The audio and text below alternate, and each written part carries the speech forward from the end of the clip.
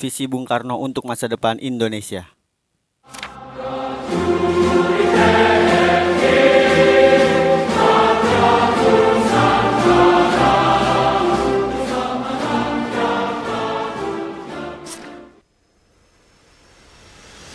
Selain menjadi figur penting, Bung Karno juga seorang tokoh yang visioner, memiliki pandangan jauh ke depan. Keluarganya berasal dari golongan priai yang telah berperan dalam gerakan nasional, lahir dari pasangan Raden Sukemi Sosrodihardjo dan Ida Ayu Nyoman Rai. Peran sentral Insinyur Soekarno dalam perjuangan kemerdekaan sangatlah penting. Momen puncaknya adalah proklamasi kemerdekaan pada 17 Agustus 1945.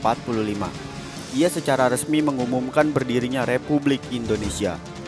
Pancasila, dasar negara Indonesia, adalah gagasan cemerlang dari pemikiran Insinyur Soekarno.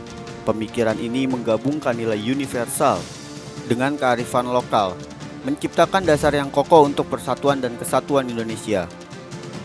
45, we attached as preamble to our constitution the Pancasila. Panca means five, Sila means principle. The Pancasila, the five guiding principles of our national life. Proses merumuskan Pancasila melibatkan dialog dan konsolidasi bersama berbagai tokoh seperti Soekarno, Muhammad Hatta, Muhammad Yamin, Ahmad Subarjo, A.A. Maramis, Abdul Kahar Muzakir, Kiai Haji Agus Salim, Abi Kusno Cokro Sujoso, Abdul Wahid Hashim. Merekalah yang dikenal dengan sebutan Panitia 9, dibentuk oleh Badan Penyelidik Usaha Persiapan Kemerdekaan Indonesia atau BPUPKI pada tanggal 1 Juni 1945.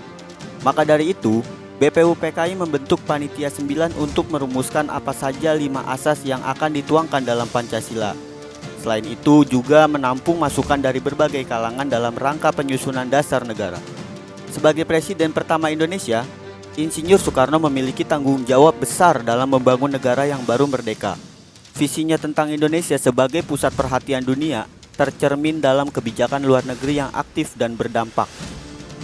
Selama ratusan tahun, negara-negara barat menjarah timur. Kekayaan mereka adalah hasil rampasan.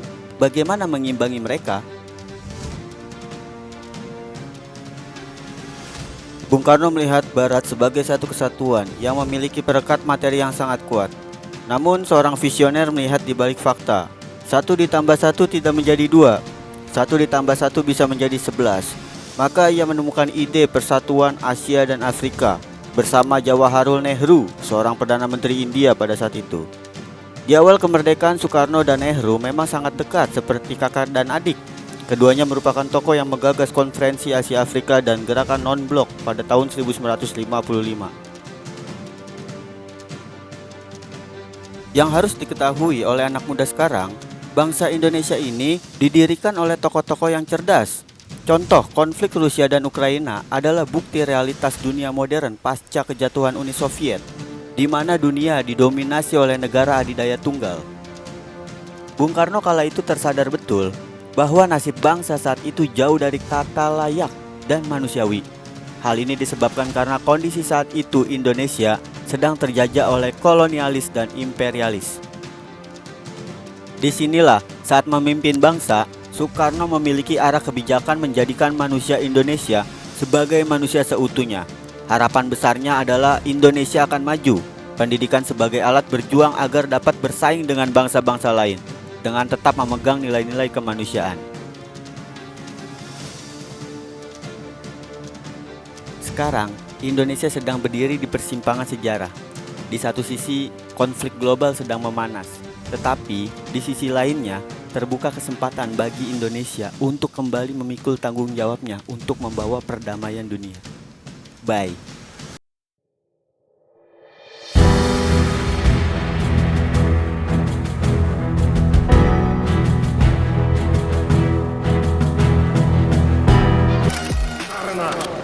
Dijajah oleh imperialis.